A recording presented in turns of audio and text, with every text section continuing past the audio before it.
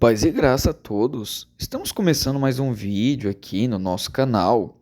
E neste vídeo haverá um debate com o seguinte tema: se o eleito não perde a salvação, como explicar Êxodo 32 a 33?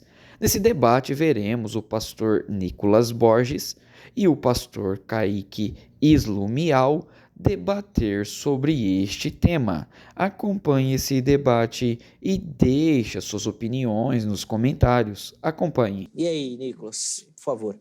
Vamos lá. A pergunta do programa exige que nós tratemos de duas partes. Primeiro é olhar o texto e ver o que essas expressões querem dizer. O que significa riscar do livro, qual é o contexto em que essa passagem está inserida.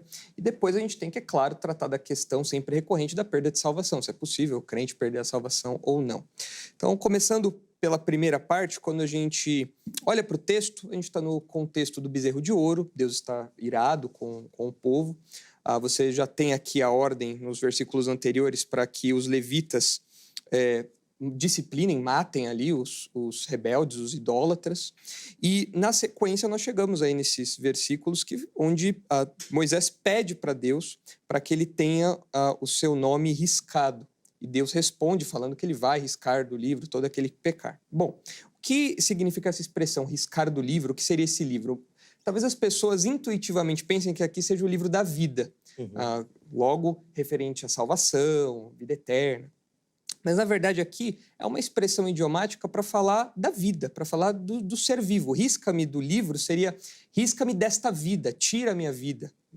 E isso a gente percebe, mesmo na nossa cultura, expressões literárias, vamos dizer assim, referentes a livros e coisa e tal, que nós usamos no nosso dia a dia. Por exemplo, nós falamos sobre pôr um ponto final na história, nós falamos sobre virar a página, nós falamos sobre apagar alguma coisa. São expressões que não tem um livro literal ali, mas nós usamos isso para paralelos corriqueiros do nosso dia a dia. E aqui, quando Moisés fala sobre riscar do livro, e Deus usa essa expressão também, está falando dessa realidade aqui, da nossa vida. Então, riscar aqui seria matar. Então, lendo o texto a partir disso, fica muito claro que Deus está falando aqui sobre realmente levar à morte como disciplina, como castigo ao povo idólatra. Tanto que na sequência, versículo 34, logo depois do texto que nós estamos lendo, Deus diz assim: vai, pois, agora e conduze o povo para onde te disse. Eis que meu anjo irá diante de ti. Porém, no dia da minha visitação, vingarei neles o seu pecado. Feriu, pois, o Senhor ao povo, porque fizeram o bezerro que eram fabricar. Então, você vê aí que é algo temporal, diz respeito à morte. E essas expressões como essa, referente ao livro dos viventes, ou o livro como algo que retrata a nossa vida aqui, aparece em outros textos. O Salmo 69, 28, por exemplo, diz: sejam riscados do livro dos vivos e não tenham registro com os justos, falando aqui de morte. Depois você vê, por exemplo, o famoso Salmo 139, onde diz que os teus olhos me viram a substância ainda informe e no teu livro foram escritos todos os meus dias, cada um deles escrito e determinado, quando nenhum deles havia ainda. Ou seja, aqui a expressão, a figura, é de a nossa vida ser como uma história que está registrada no livro. E Deus escreveu essa história, Deus registrou essa história. E é desse livro aqui que Moisés está falando: risca meu nome daí, tire a minha vida ou tenha misericórdia do povo. E Deus disciplina o povo por conta do pecado deles. E essa expressão aparece outras vezes, aparece no Salmo 56, enfim, textos que falam de livro, não necessariamente como livro da vida, mas livro como sendo uma expressão daquilo que nós experimentamos aqui, da vida temporal, da vida agora. Sim. E é assim que a gente tem que entender. Então, essa é a primeira parte que eu acho que a gente tem que tratar, que é do texto, e depois a gente pode avançar para a parte aí da perda de salvação ou não. Boa. Kaique, quero te ouvir e, inclusive, saber se concorda com a sugestão indicada aqui de que o texto não necessariamente tem a ver com o tema que a gente colocou. Certo. Vamos lá, quero te ouvir. Perfeito. Êxodo 32, versos 32 e 33, é um texto discutível, né? Há quem pense que, de fato, esse texto tem implicações soteriológicas e há quem pense que não, como é o caso do Nicolas, por exemplo. Mas é curioso destacar que a própria Bíblia de Genebra, a mais calvinista que existe, em suas notas de comentários, ela entende que tem implicação soteriológica e até faz um paralelo com a atitude que Paulo teve em Romanos 9,3, onde o texto diz o seguinte: porque eu mesmo poderia desejar ser anátema de Cristo por amor de meus irmãos, que são meus parentes segundo a carne. Ou seja, Paulo reverbera o sentimento de Moisés, em Êxodo 32, 32 e 33, face à incredulidade dos judeus, que são os seus compatriotas. No entanto, eu acredito que esse texto ele é discutível e não seria o melhor texto para falarmos sobre a questão teológica que envolve o tema do programa, que diz respeito à perda da salvação. Então, esse texto, particularmente, ele é discutível, meio truncado, existem múltiplas interpretações, mas, de todo modo, eu procurarei defender ao longo do debate que sim, que um crente genuíno pode perder a salvação. No entanto, a pergunta é se um eleito pode. E o eleito não. O eleito não perde a salvação. Por quê? Quem que é o eleito? Romanos capítulo 8, verso 29. Porque os que dantes conheceu, também os predestinou. Os predestinados são os pré-conhecidos. Paralelo a isso, nós temos o texto de 1 Pedro, capítulo 1, verso 2, que está escrito Ecletos kata prognosin teu patros, ou seja, eleitos segundo a presciência de Deus Pai. Então nós podemos notar que há uma subordinação da presciência no que tange a eleição, e os eleitos são aqueles que Deus conheceu de antemão, que pela graça mediante a fé teriam fé inicial e perseverariam igualmente pela graça mediante a fé. Logo, um eleito não perde a salvação, porque a presciência de Deus ela não falha. É importante dizer, porém, que todo eleito é um crente, mas nem todo crente é um eleito. E aí eu vou defender aqui ao longo do programa que um crente genuíno, um crente verdadeiro, ele pode sim cair da graça, ele pode apostatar de forma real e irreversível.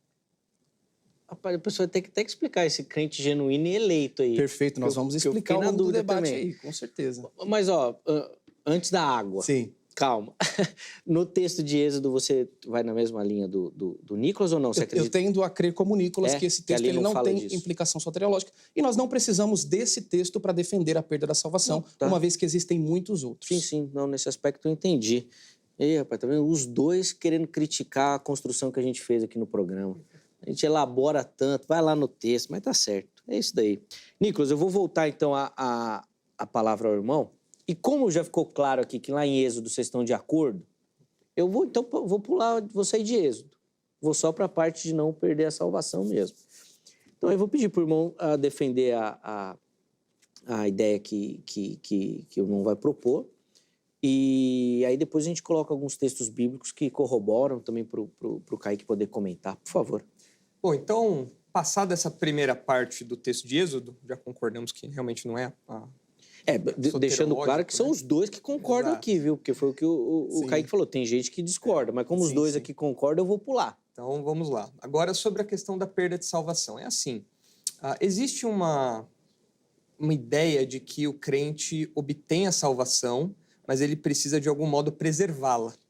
Então, a dádiva da salvação é entregue aos crentes, mas cabe aos crentes, é responsabilidade do crente, preservar isso, guardar isso. Só que isso tira a ideia da salvação como algo que é integralmente dado por Deus do início ao fim. Porque Deus é o autor e Deus é o consumador, ou seja, ele é aquele que entrega, ele é aquele que completa. Tanto que em Filipenses, o apóstolo Paulo é muito claro ao falar que aquele que iniciou a boa obra em vós há de completá-la até o dia de Cristo Jesus. Então, por que não tem como perder a salvação? Porque a salvação nunca depende do homem em parte nenhuma. Alguém vai falar, mas eu criei. Claro que você creu, mas você creu porque você recebeu a fé de Deus. Então, não vem por nada que nós tenhamos, mas Deus nos entrega tudo. Essa é a posição calvinista, né? Colocada aí já tantas vezes, apresentada tantas vezes aí por mim e por outros debatedores. Então, como a fé e a salvação e tudo que envolve isso é um presente de Deus, o homem ele é apenas beneficiado por isso. Ele não participa ativamente preservando a sua salvação ou coisa do tipo. E geralmente a crítica que é feita a esse modelo é que existem vários alertas na Escritura a respeito de vigiar, do crente ser alguém que zela pela sua vida cristã e tudo mais. E se você não perde a salvação, então esses alertas não teriam sentido. Vamos cair na bagunça, vamos fazer tudo de errado, porque no final, uma vez salvo, salvo para sempre. Mas isso ignora o fato de que o crente, a pessoa que tem a sua alma salva, sua vida salva, tem a sua mente regenerada, ele não pensa mais como um incrédulo pensava. Ele tem justamente a sua mente renovada. Isso é um processo que continua acontecendo. Então, ele não tem mais o mesmo deleite pelo pecado, ele não deveria ter mais o mesmo prazer pelo pecado, então ele não vive numa vida entregue à devassidão, porque o Espírito Santo habita agora nele, ele tem uma nova vida, tem uma nova mente, e ele se entristece pelo pecado. Então, ele não vive entregue ao pecado, e já que eu sou salvo, vou viver desse jeito mesmo, porque ele não se sente confortável com isso. Então, essa é uma das críticas que é feita contra a doutrina da perseverança ou da preservação dos santos, mas ela não encontra respaldo na realidade cristã, da vida cristã corriqueira, que nós como crentes experimentamos, aversão ao pecado, desejo pela santidade, e nem tampouco na Escritura. Então, nós vamos falar de vários textos aí que apresentam, né, essa segurança da salvação, a começar de João 10, onde Jesus fala que da mão do Pai ninguém pode arrebatar, da mão dele e do Pai ninguém pode arrebatar.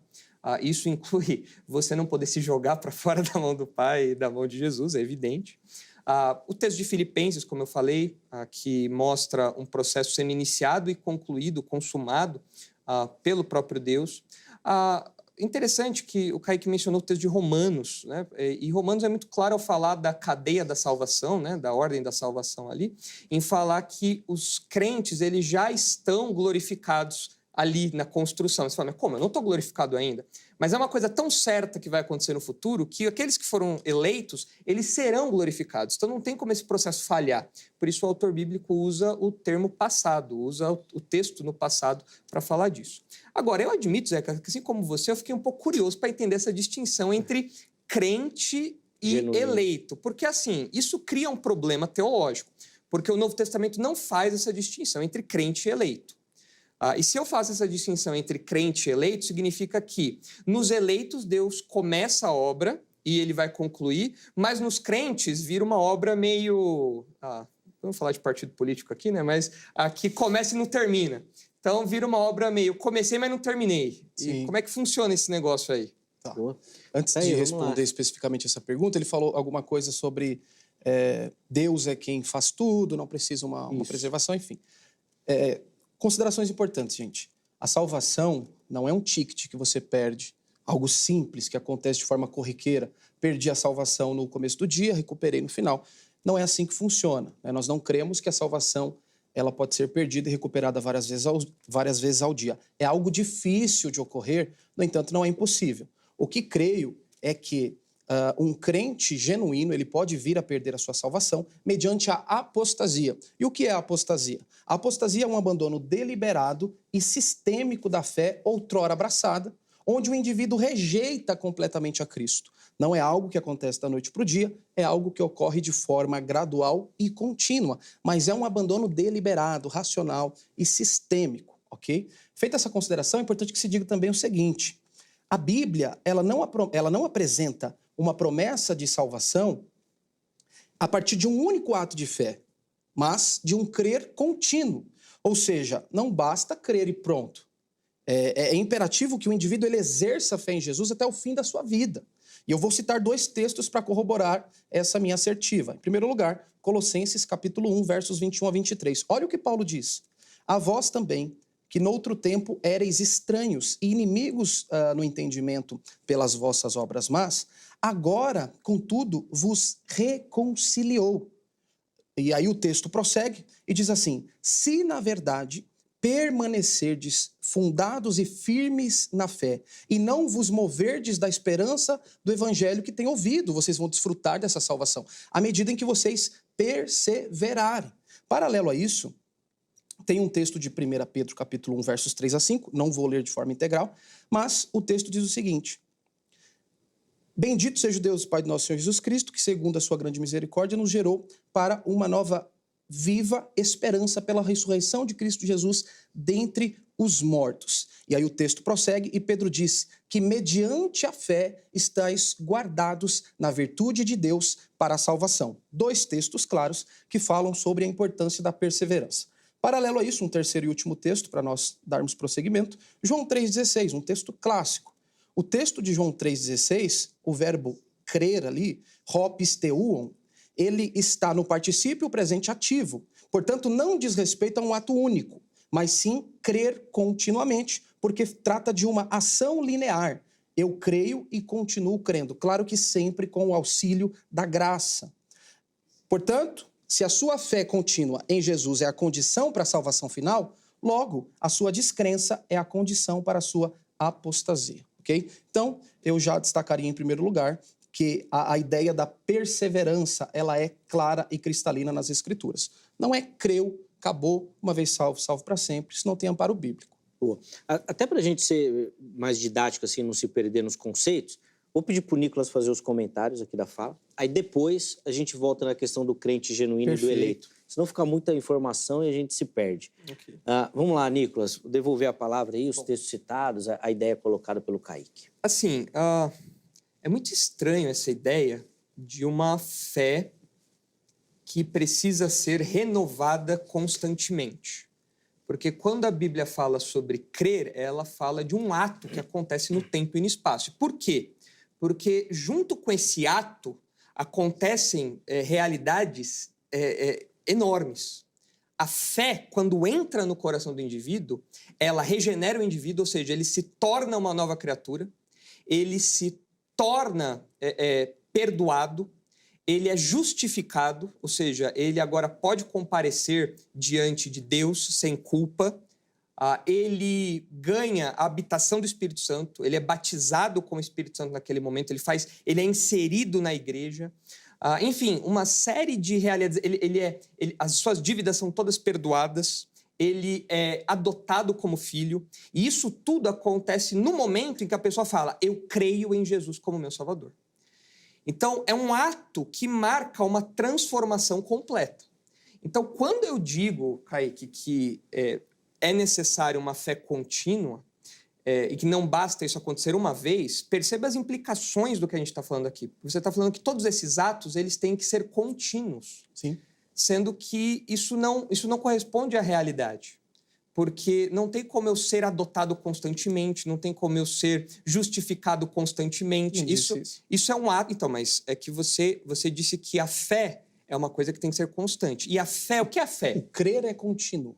Tudo bem, tudo bem, mas envolve esse crer... Mas essas coisas já aconteceram, isso, é estado, então, é posicional. Exato, mas isso... Não estou falando que ninguém está sendo adotado tudo bem, constantemente. mas o que eu quero dizer é o seguinte, a partir do momento que eu criei, tudo isso aconteceu e não tem como isso ser revogado. Então, é evidente que eu vou continuar tendo fé. É óbvio, eu comecei, eu vou terminar, é evidente. Deus me deu essa fé, Ele vai preservar essa fé em mim. É claro, isso é óbvio. Sim. Mas durante eu falar que em algum momento eu posso perder essa fé, eu estou falando que essas outras realidades, elas também podem ser perdidas e no modo como você apresentou, essas outras realidades paralelas, elas acabam perdendo o efeito marcante que acontece na vida do indivíduo. Porque ele pode ter aquilo, ele precisa de algum modo preservar aquilo, manter aquilo, e em algum momento ele pode perder tudo isso.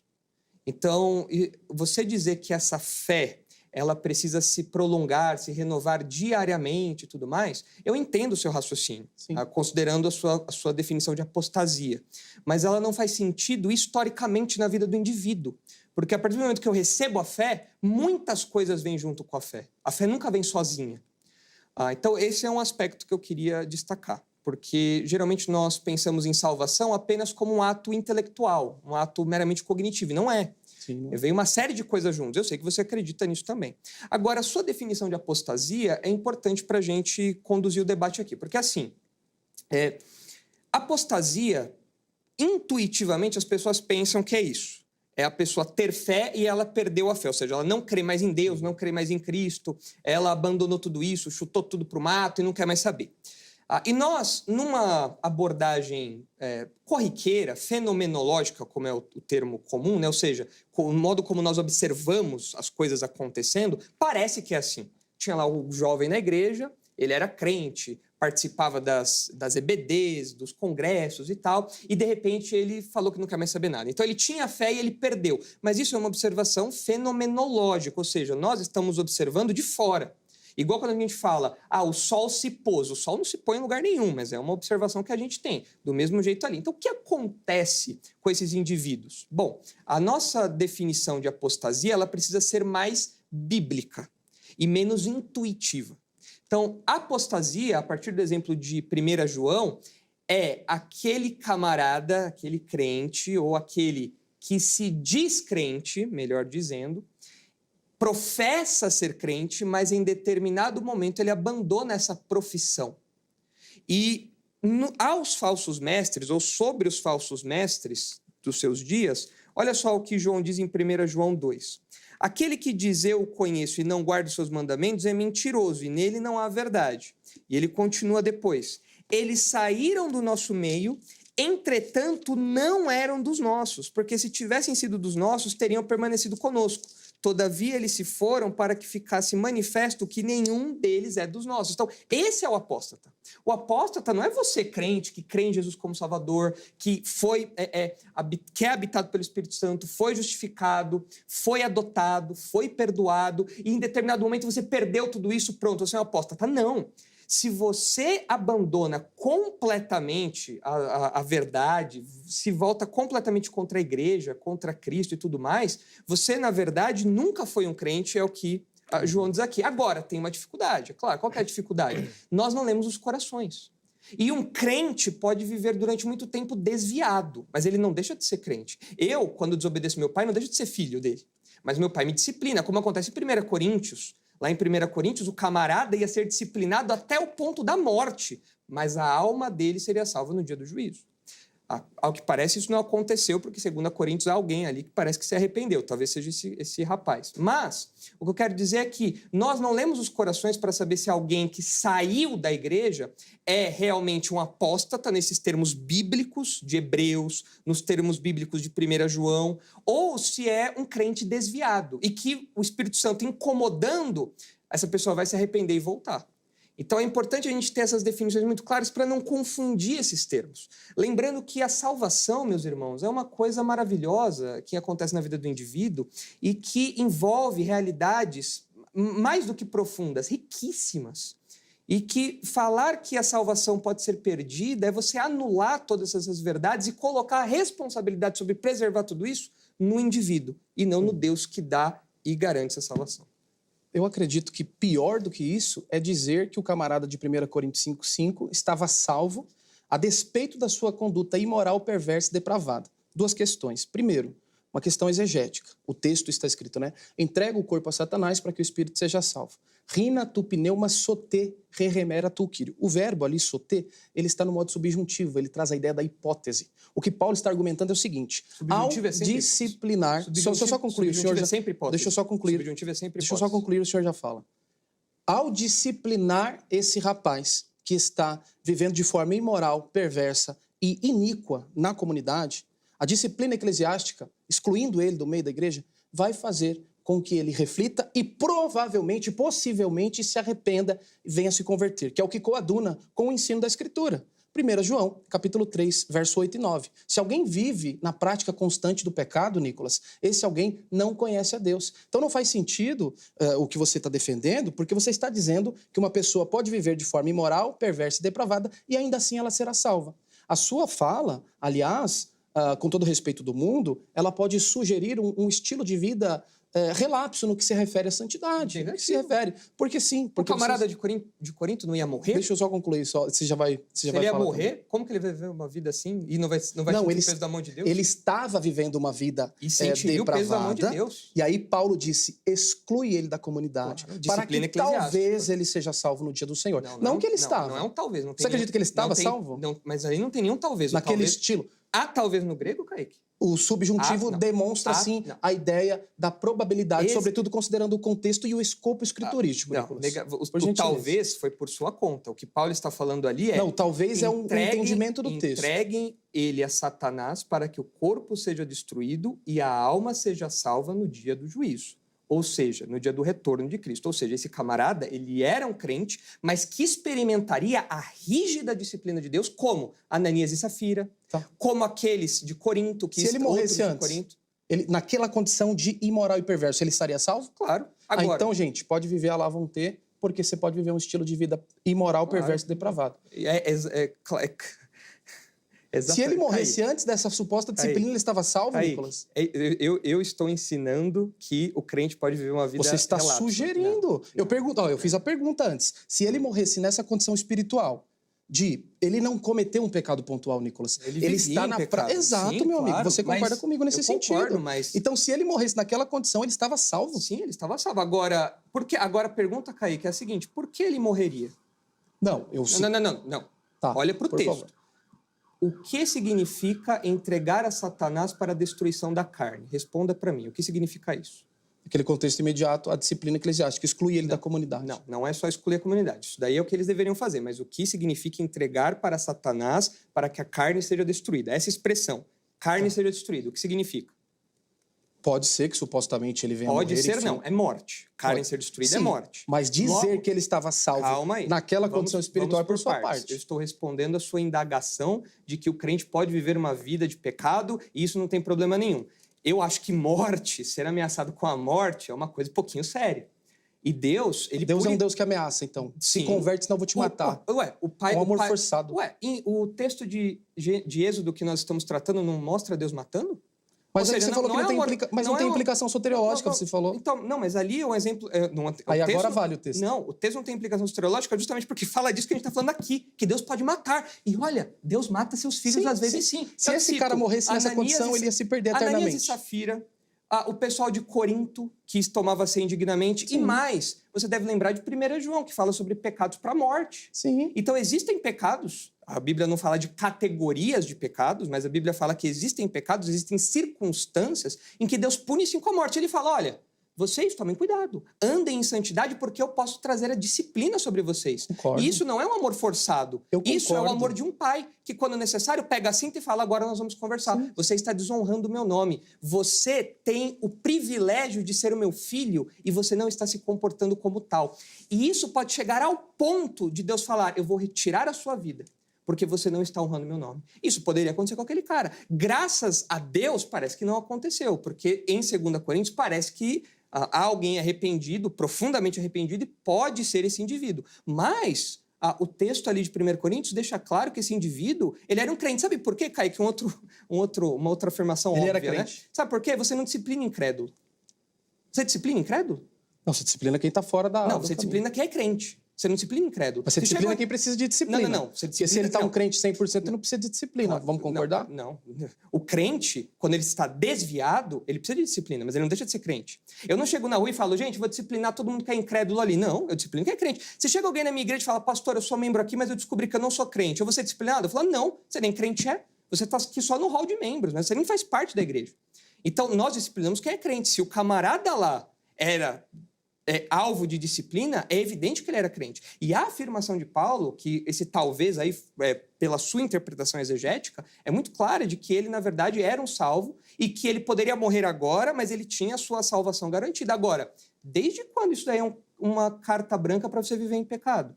Desde quando? É o contrário. Eu não quero que o meu Deus se ire comigo ao ponto de me disciplinar.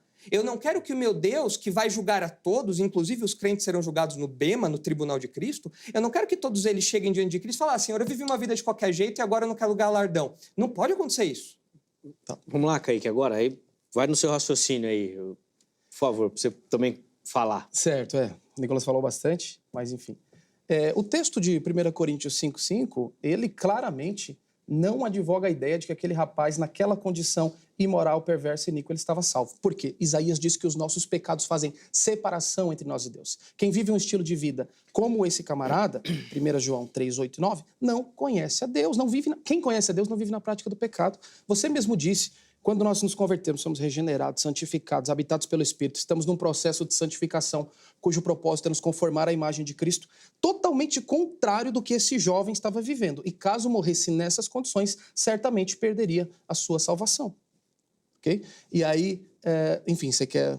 Não, pode ir, vai lá. Então, com relação a 1 Coríntios 5,5, eu fiz questão de enfatizar esse texto, porque ele é muito mal interpretado, ele serve como um tipo de argumento, no sentido de que a pessoa não perderá a sua salvação, ainda que viva de modo pecaminoso, deliberado e imoral. Né? Isso, pelo amor de Deus, isso não tem base bíblica alguma. Isso é uma flagrante contradição contra os textos que nos mandam viver em santidade. certo?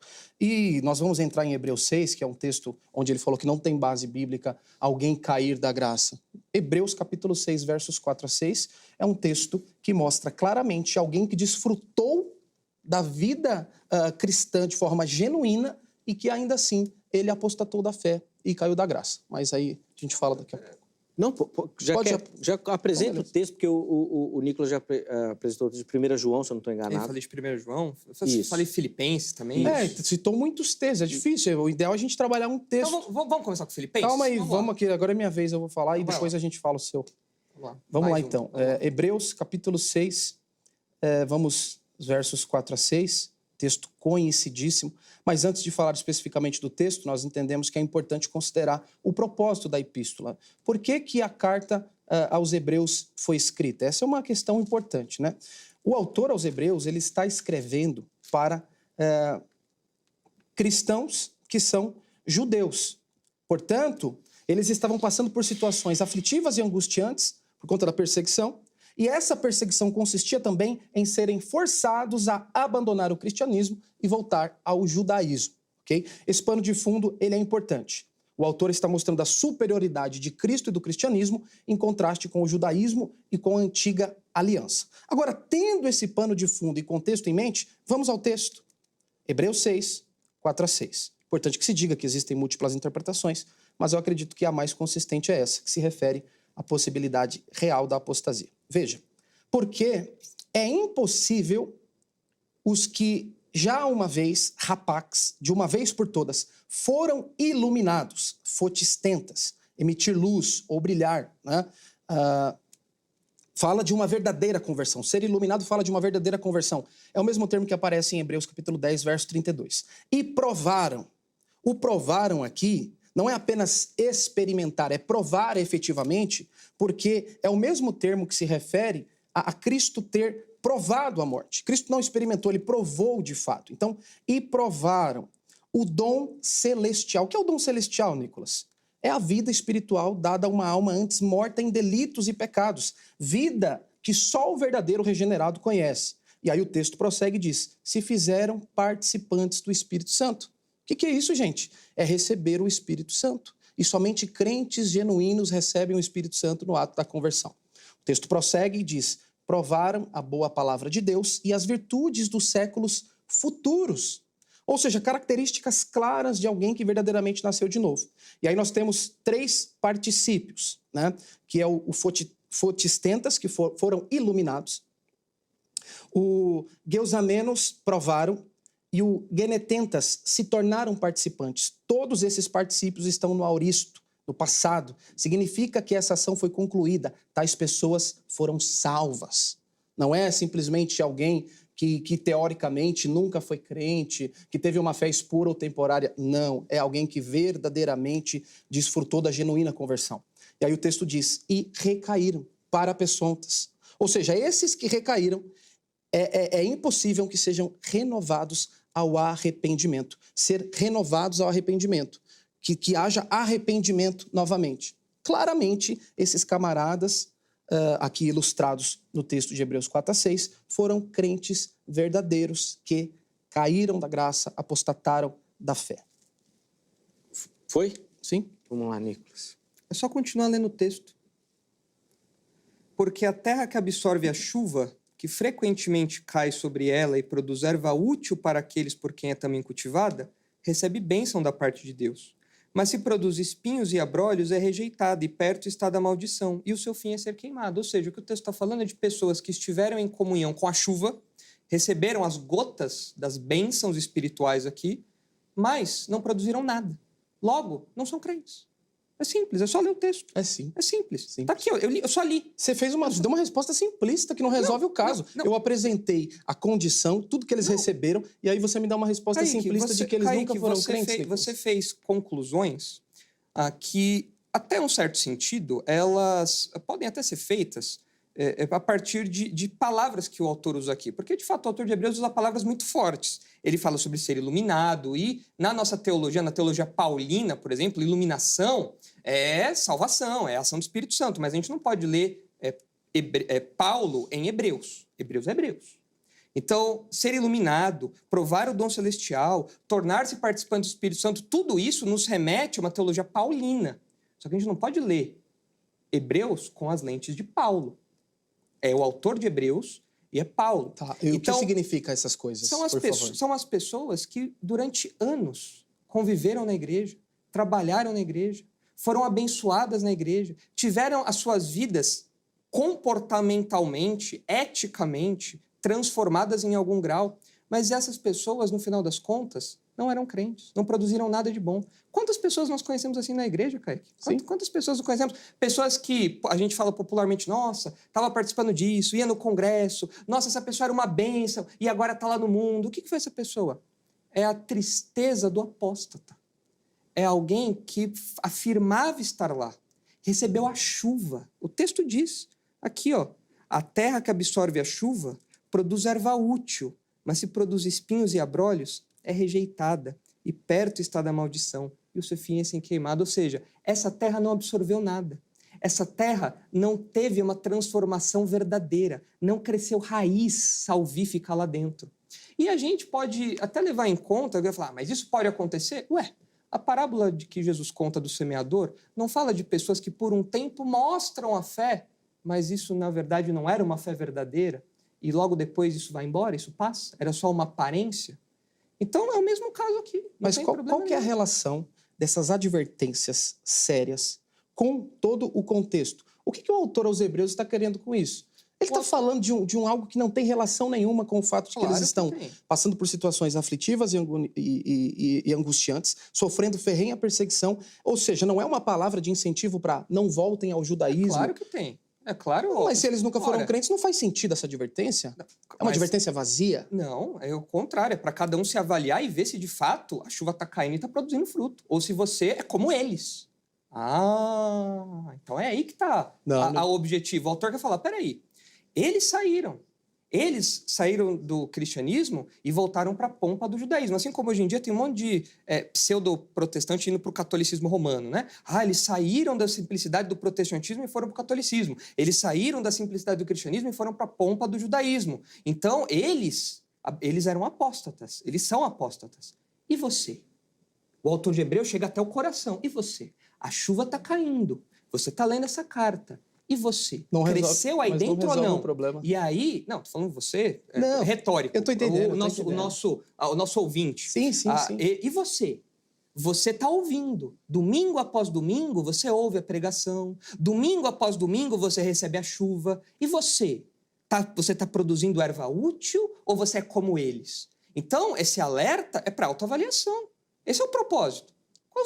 Por que isso é menos útil ou menos importante do que uma suposta ameaça à perda de salvação? Por quê? Isso não produz santidade do mesmo jeito? Isso não produz autoavaliação do mesmo jeito? Mas olha, por duas razões não resolve o problema.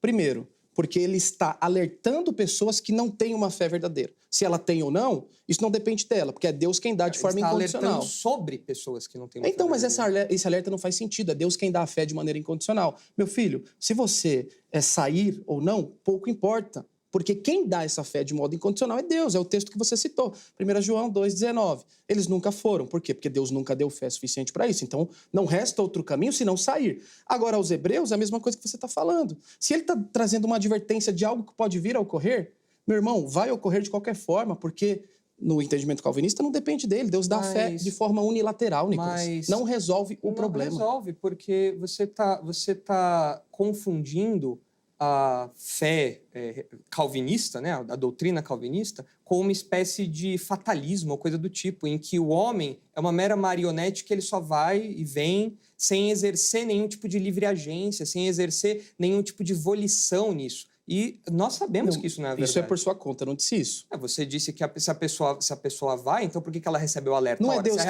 se ela recebe o alerta, porque ela tem que fazer alguma coisa com aquele alerta. Nicolas, é uma dedução lógica daquilo que você defende. Se Deus dá a fé incondicionalmente para um em detrimento de outros, pouco importa o que esse camarada queira ou faça, é Deus, de forma monergística, que age na vida desse indivíduo. Tudo bem, Kaique, Então essa advertência ela é vazia, ela não faz não, sentido. Mas a questão não é essa, porque, por exemplo, quando nós pregamos o evangelho para alguém que rejeita o evangelho, a rejeição do evangelho por aquela pessoa constitui um elemento de condenação para ela também. E quando nós fazemos um alerta e a pessoa rejeita o alerta, aquilo constitui um elemento de disciplina depois sobre ela também. Então, é óbvio que os alertas, eles têm um papel, seja para a pessoa que vai ouvir, seja para a pessoa que não vai ouvir, porque tudo isso coopera com o plano de Deus para a salvação ou para a condenação. Então, ele rejeita podendo acatar?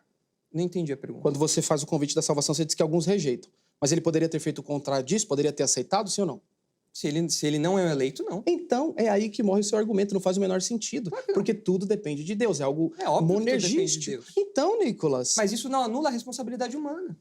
Então, nós voltamos para aquele velho paradoxo, né? Fomos caminhando aí, degrau por degrau, até chegar no grande paradoxo do apóstolo Paulo. O que se queixa o homem ainda? Ah, Paulo, só você fez essa pergunta. Não, todos nós fazemos. Se Deus que dá tudo, lá em Romanos 9, do que se queixa o homem se ele dá fé para alguns e não para outros? Paulo fala, quem és tu, ó homem? Quem é você para discutir? Quem é o vaso para discutir com o oleiro? Então, nós nos recolhemos a nossa significância e vemos esses alertas como oportunidades para nós avaliarmos a nossa fé. E nós avaliarmos a robustez da nossa fé. E nós avaliarmos a veracidade da nossa fé, para que não corra o risco de você estar na igreja se enganando. Porque Tiago fala de uma fé falsa.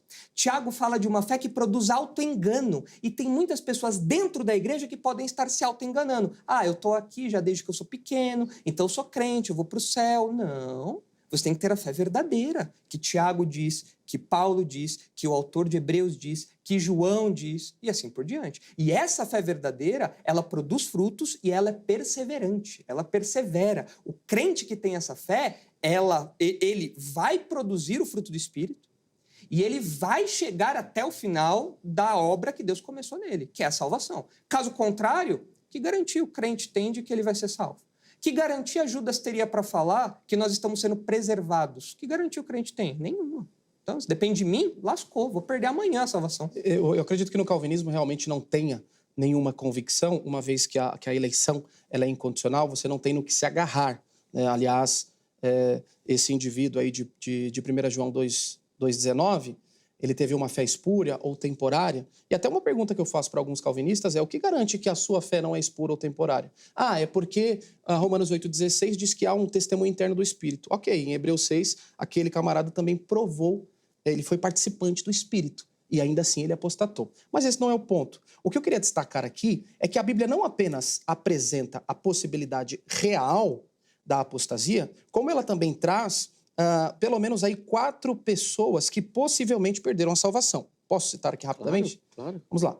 1 Timóteo, capítulo 1, versos 18 a 20. Paulo diz assim, Timóteo, tome cuidado. Isso aqui é de minha parte, tome cuidado. Este mandamento te dou, meu filho Timóteo, que segundo as profecias que houve acerca de ti, milites por elas boa milícia. Presta atenção nisso aqui, gente, você que está em casa. Conservando a fé e a boa consciência, a qual alguns, rejeitando, fizeram naufrágio na fé. Só naufraga quem esteve no barco da fé, como disse o professor Vailate certa vez.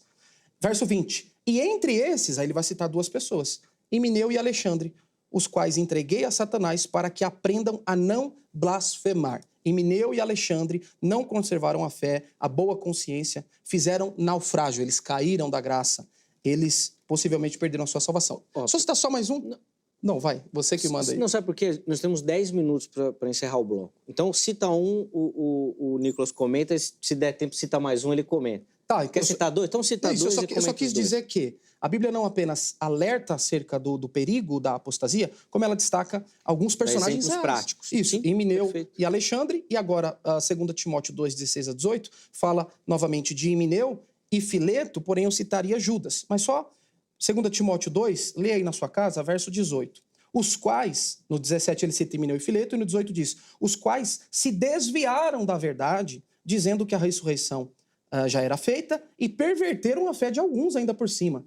E aí, por fim, o quarto deles é Judas, que em Lucas 10, 20, depois que em Lucas 9 Deus envia os 12, depois em Lucas 10 envia os 70, no versículo 20 eles retornam regozijando. Por quê? Os demônios estão se submetendo. E aí as palavras de Jesus não se alegre ou se regozije por isso, mas pelo fato de que o nome de vocês está arrolado nos céus. E aí o comentarista bíblico Leon Morris faz uma relação entre essa expressão e Apocalipse 3:5, que é a respeito do livro da vida do Cordeiro. Boa. Então o Nicolas vai responder, vai comentar. Eu vou chamar um intervalo, tá? Fica à vontade. Eu acho que não vai dar tempo de voltar para uma tréplica. Vai lá, Nicolas, por favor. Bom, esses exemplos todos que você citou, eles não necessariamente indicam alguém que perdeu a salvação. A gente pode muito tranquilamente encaixar esses exemplos no apóstata de João, no apóstata de Hebreus, não teria problema nenhum. Pessoas que estavam lá, atuantes, inclusive na igreja, mas que começaram a ensinar coisas estranhas, começaram a ensinar mentiras, coisas erradas, e que claramente, como falsos mestres, não eram crentes e, portanto, foram expulsos e nunca foram crentes de fato. Isso é até comum no Novo Testamento, não é raro. Ou a gente pode lembrar do camarada também de Corinto, que seria entregue para Satanás sendo crente. E aqui Paulo fala que ele entregou Himeneu, Alexandre a Satanás para serem castigados. Então a gente poderia tranquilamente colocar esses exemplos aqui numa dessas duas categorias. Por que precisa ser só perda de salvação? Por que sempre que é dito entregar a Satanás, naufragar na fé, ou a pessoas que são castigadas, por que sempre é perda de salvação? Por quê? Por que não é? E por que tem que ser? Porque o texto diz, só naufraga quem está no barco, só se afasta quem está perto. Isso daí não está no grego, isso daí você não, foi é evidente que não está, né, meu irmão? Agora, se for uma expressão... Mas vamos por parte. Essa pergunta... Não precisa pedir desculpa. Atrapalhei, né? Não atrapalhei. Essa pergunta é interessante, da fé. Que fé que fala que eles naufragaram? Fé, na Bíblia, tem vários sentidos. Quando nós falamos, por exemplo, sobre fé em termos salvíficos, nós estamos falando da nossa confiança em Cristo. Agora, quando Judas fala, por exemplo, da fé que foi de uma vez por todas entregue aos santos, isso é fé salvífica ou é fé como corpo doutrinário? Parece que é fé como corpo doutrinário. A mesma palavrinha fé, o Kaique sabe grego, ela às vezes traduzida no sentido de fidelidade. Então, você tem que olhar o contexto e ver o que significa essa expressão naquele contexto ali. Será que são pessoas que se mostraram infiéis? Será que são pessoas que abandonaram o corpo doutrinário sadio e, portanto, eram falsos mestres? Cada contexto vai dizer isso. Eu não posso pegar uma palavra fé e falar, não, fé é sempre fé salvífica. Não necessariamente. Não, precisa ser analisado à luz do contexto. Exato. 1 Timóteo 4:1, o Espírito expressamente diz que nos últimos tempos apostatarão alguns da fé. E o que vai acontecer, Paulo? Dando ouvidos a espíritos enganadores e doutrinas de demônios. Será que esse camarada aqui não esteve numa fé autêntica e caiu para uma fé que não é a fé bíblica, a fé genuína? Então tá aqui o contexto. Se essa é a sua pergunta, tá aqui o contexto. Pelo contexto da... Não, né? Não. Aqui, rapidinho, eu queria falar assim de apostatar da fé por obedecerem a espíritos enganadores e tudo mais. É evidente que aqui tá falando que não é crente. Tá falando de pessoas que ouvem os falsos ensinos porque não tem o Espírito Santo habitando em si. Isso é evidente. Ele está falando aqui, ele está descrevendo os nossos dias. Você fala que todo mundo é crente porque dá ouvido a isso? Não, é óbvio que não. O que é apostatar da fé aqui? É não dar ouvido à fé sadia. Aqui em 1 Timóteo 4, está falando, descrevendo a vida das pessoas que acolhem mentiras. É isso que o texto está falando. Não, desculpa, mas é uma inferência que o senhor faz ao texto. Não é não. O texto claramente diz, apostatarão alguns da fé, ele vai cair dessa fé ao dar ouvidos a espíritos enganadores e doutrinas de demônios. E quando você fala fé, você fala salvação. Exato, sinônimo de salvação. Da fé, exatamente. Cair da fé, cair da sua posição de salvo. E você faz uma analogia com... Pode ser uma fé à razão, um corpo doutrinário, a verdade, a fé como sinônimo de verdade, como acontece outras vezes. Então, apostatar da fé não significa necessariamente, como nós já vimos, tanto pela definição de fé como pela definição de apostatar, alguém que estava dentro da fé, era um crente e saiu. Tá. Deixa eu fazer desviar da verdade, não é também? A gente acabou é a mesma coisa. A gente acabou questão doutrinária. A gente acabou de usar essa expressão. E outra coisa, pode ser um falso mestre ou um falso professo, um crente que era meramente professo, que nunca foi crente e que caiu em si, falou, quer saber, eu sou porco, eu não sou ovelha. Eu sou bode, vou sair, vou cair no mundo. E a pessoa se deu conta disso e foi embora, mas ela nunca foi ovelha. Entendi, tá bom. Beleza. Vai continuar? Não vai? Não, vou pro intervalo, é que você falou. Tá bom, eu falei, beleza. Você falou de um jeito, mas não tá bom, né? Não tá bom de jeito nenhum. É que você falou de um jeito que falou, ele vai concordar. Não, a gente destaca outros pontos aí, depois a gente vai ter. Vou precisar chamar um... eu queria fazer uma pergunta, mas vocês estão aí tão animados que nem deixaram eu fazer a pergunta. Então, depois a gente volta nisso daí, espero. Professor Kaique, o irmão vai começar esse bloco já que no primeiro bloco o Nicolas iniciou, e aí depois o Nicolas vai ter o privilégio, então, de encerrar o programa com uma fala. Vou pedir encarecidamente, para evitar perguntas, Sim, claro, provocações, porque não vai dar tempo. Então não taca fogo agora, tá? Qualquer coisa, deixa a pergunta e a gente faz um outro programa. Aí volta lá, beleza? Maravilha. Vamos lá, Kaique, 5 minutos. Certo. Me foi perguntado sobre a diferença entre o cristão genuíno e o eleito, né? E eu acredito que essa resposta ela já foi dada assim na minha primeira fala, quando eu fiz uma conceituação de quem é o eleito. E me valida o texto de Romanos 8:29, que os que dantes conheceu também os predestinou, como também o texto de 1 Pedro 1:2, que fala dos eleitos pela presciência. Logo, se o eleito é aquele que, pela graça mediante a fé, ele recebe esse convite da salvação, esse presente, e permanece, persevera até o final, ele é eleito por isso, conclui-se, portanto, que aqueles que por algum motivo estranho, que nós não sabemos, eles acabam desistindo, talvez por influências internas, externas, seja lá o que for, e não perseveram, logo esses são crentes. Eles abraçaram uma fé autêntica, de fato eles foram iluminados, é o texto de Hebreus 6, é claro. Eles de fato desfrutaram de elementos que compõem uma conversão genuína, todavia eles não perseveraram. Não porque Deus não os guardou, mas porque eles viveram um estilo de relapso no que se refere à santidade e, portanto, acabaram caindo da fé. Como, por exemplo, Emineu, Alexandre, Fileto, Judas e por aí vai. Mas eu gostaria de destacar ainda que a Bíblia apresenta inúmeras advertências sobre a possibilidade e os perigos de abandonar a fé.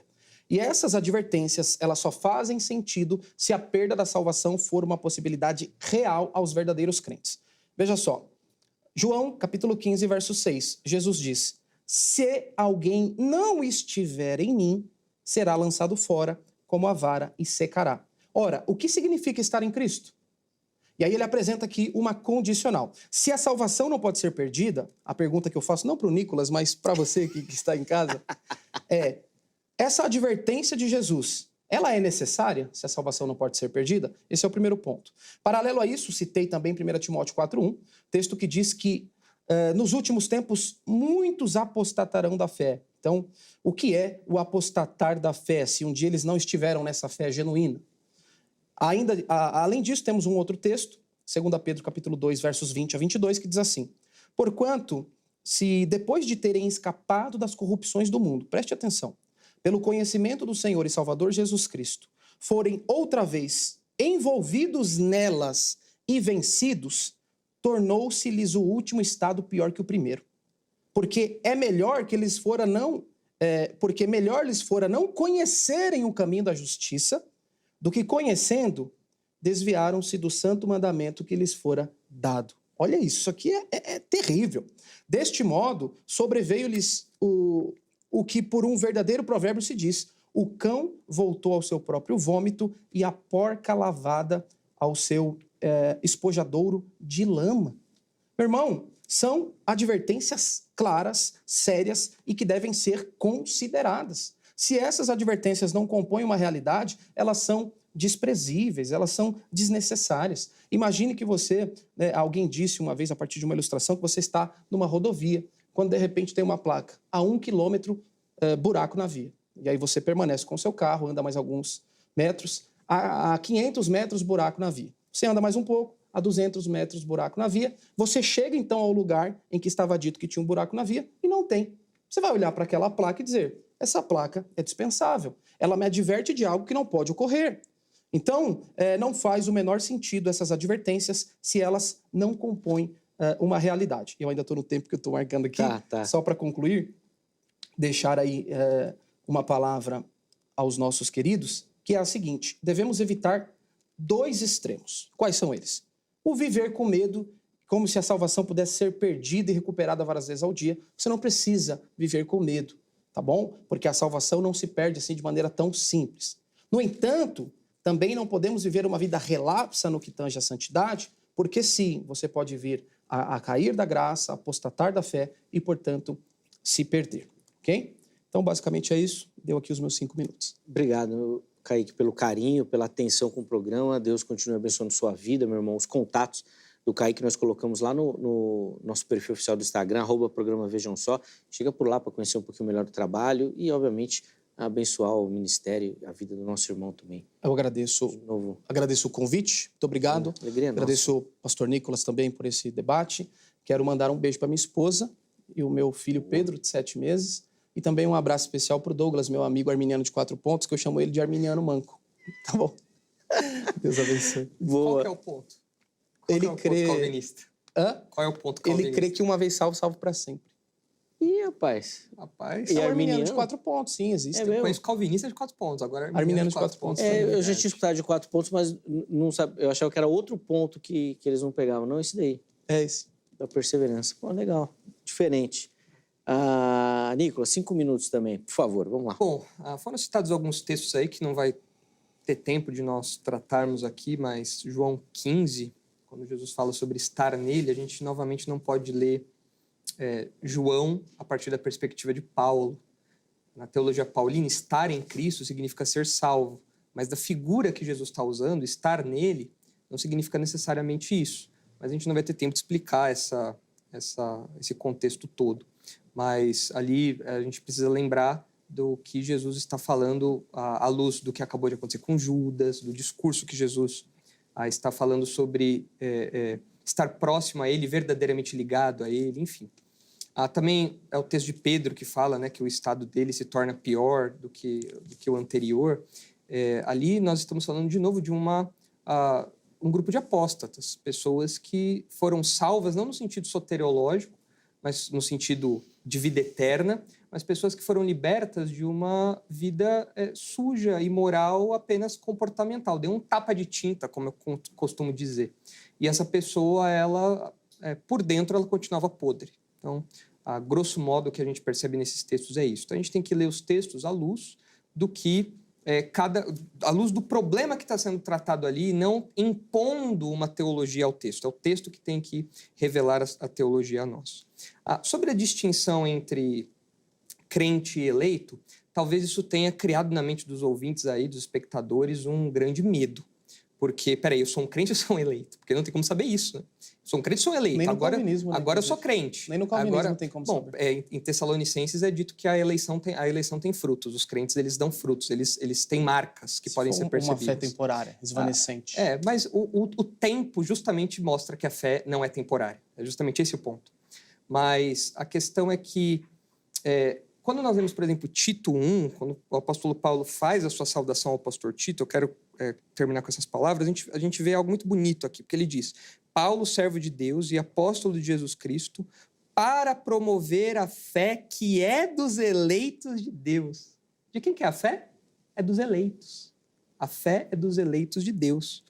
E o pleno conhecimento da verdade segundo a piedade, na esperança da vida eterna, que o Deus que não pode mentir prometeu antes dos tempos eternos. Aqui ele está falando sobre salvação, sobre glorificação, e ele fala que isso é dos eleitos. Então, se você é um crente, você é um eleito, porque para crer, você tem que ser escolhido por Deus. Você nunca vai crer por conta própria. Você tem um coração obstinado, você tem um coração rebelde, você odeia a Deus desde o ventre, desde bebezinho você odeia a Deus, é o que Davi fala: em pecado me concebeu minha mãe, nascido já pecador. E Deus atua na vida daqueles que ele escolheu antes da fundação do mundo, aqueles que ele elegeu antes da fundação do mundo, para dar a eles a fé salvífica. E o texto fala que essa fé é dos eleitos de Deus. E Paulo pregava para que essa fé chegasse até esses eleitos. E esses eleitos, então, ouvindo a voz do bom pastor, fossem até o santo aprisco e se tornassem ovelhas de Jesus Cristo. Então, se você está ouvindo isso e você ficou um pouco confuso, será que eu sou um eleito? Será que eu sou um crente? Se você é um crente, você é um eleito. Se você é um eleito, você é um crente. Por quê? E como é que eu sei? Como que eu sei, pastor? Se você crê em Jesus Cristo como seu único e suficiente Salvador, se o Espírito Santo, então, habita em você e você frutifica, você tem visto o fruto do Espírito na sua vida, a eleição tem frutificado, você tem crescido, você tem amado cada vez mais o seu Senhor e odiado cada vez mais o seu pecado. Se isso continua ao longo do tempo e não é só uma coisa temporária, cheia de emoções e picos, que você só sente vez ou outra, ou que ficou lá atrás no passado. Não, isso te acompanha, isso persevera em você. Se esse é o seu caso, então você é um eleito. Agora, se você não tem, você fala, pastor, eu não tenho essa fé. Eu não tenho a fé que é dos eleitos. Então, o meu apelo é que você se curve ao Senhor Jesus Cristo como único e suficiente Salvador. Que Ele coloque no seu coração isso. E toda vez que alguém faz essa oração, essa pessoa é ouvida, porque essa pessoa é uma eleita. Porque ninguém pode clamar por Deus se não for pelo Espírito de Cristo. E o Espírito de Deus habita nas pessoas que clamam por salvação. O Espírito de Deus atua nessas pessoas, muda a vida dessas pessoas, de modo que elas abandonam o pecado, o lixo da vida delas, e elas caminham à glória, agora para a glória eterna. É isso que o apóstolo Paulo diz aqui para nós em Tito, não só nesse capítulo, ao longo de toda a carta, falando da obra de Deus nos eleitos. E o meu desejo é que você seja um eleito. Eu não posso ler corações, mas você pode ver o seu coração e saber se você quer essa salvação. Aí, se você quiser, é porque Deus já está atuando, e glórias a Ele por isso, não glórias a nós, porque no que dependesse de nós, nós nunca iríamos até Deus. A glória é somente dele, porque Ele é quem vem ao nosso encontro. Amém, obrigado.